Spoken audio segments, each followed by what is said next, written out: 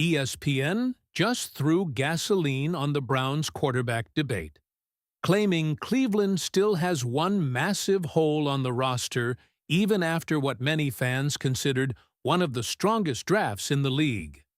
According to their report, the Browns may not find their franchise quarterback until the 2027 draft, and that immediately sparked a wave of reactions across the fan base. We have a lot to analyze here, so without further ado, let's get straight to the point. Click the like button and comment below. Who should be our starting quarterback this season? I want to know your opinion. But here's where things start getting interesting. The argument ESPN used was built heavily around quarterback QBR numbers, pointing to poor performances from Deshaun Watson, Shedeur Sanders, and Dillon Gabriel. The problem is that those numbers completely ignore the reality of what was happening around those quarterbacks last season. Shedeur Sanders especially walked into one of the worst offensive situations imaginable. The offensive line was destroyed by injuries, backups were replacing backups, the run game struggled, receivers dropped passes, and the offense never looked stable for long stretches. Yet despite all of that chaos, there were still flashes from Sanders that showed why the Browns remain intrigued by his upside.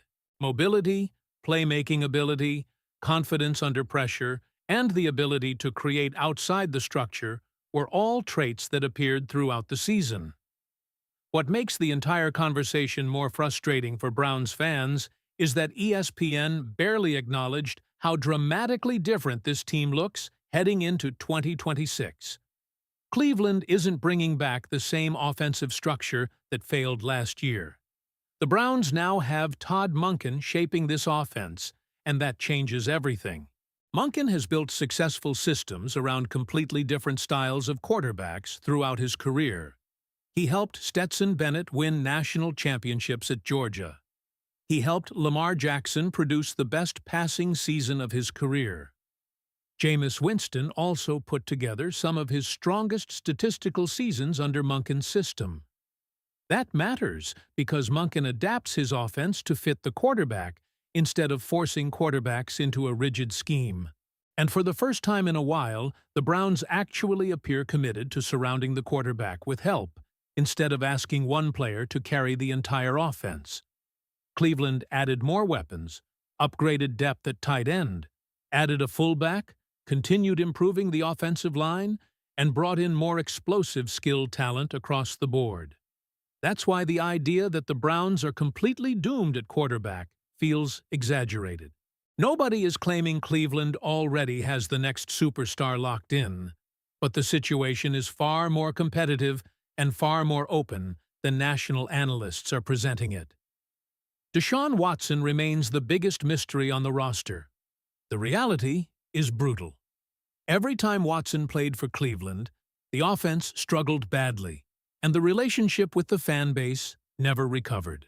Injuries only made things worse, including multiple Achilles injuries that now raise major questions about his future mobility and durability entering his 30s. The Browns also face a difficult long-term decision because Watson only has 1 year remaining on his contract. Even though Andrew Berry said there's technically no rule preventing an extension, it's hard to imagine Cleveland moving in that direction unless Watson suddenly produces an incredible comeback season. That's why so much attention keeps shifting toward Shedeur Sanders. There's a growing belief inside the fan base that if the Browns are going to gamble on upside, they should fully commit to seeing what Sanders can become in this new offense. The organization finally has a system that could actually support a young quarterback instead of overwhelming him immediately. There are still concerns, of course. Sanders was inconsistent at times. He forced throws, had more interceptions than touchdowns, and still has plenty of development ahead of him after receiving limited reps early in his rookie season. But unlike previous Browns quarterback experiments, this one at least comes with a legitimate offensive infrastructure around it. Even the discussion around Dillon Gabriel feels like it's fading quickly. Questions about arm strength, fit within Monken's offense, and overall upside continue to follow him, leaving the real quarterback battle centered primarily around Watson and Sanders entering camp. And maybe the biggest takeaway from all of this is that Cleveland finally seems willing to accept uncertainty instead of forcing a fake answer at quarterback. If Sanders plays well, the Browns may have something real to build around. If he struggles badly, then Cleveland enters the 2027 draft, fully understanding what needs to happen next. Either way, the organization finally gets clarity. So now the pressure shifts to training camp and preseason. If this new system truly unlocks the offense the way Browns fans hope it can, do you think Shedeur Sanders should get the full season as QB1? Or would you still give Deshaun Watson one more chance to prove everybody wrong? Make sure you subscribe to the channel, smash that like button, and turn on notifications because all the latest Browns news, rumors, and updates drop here first. And don't leave yet. Click the video that's on your screen right now because you're not going to want to miss what's coming next about this Browns quarterback battle.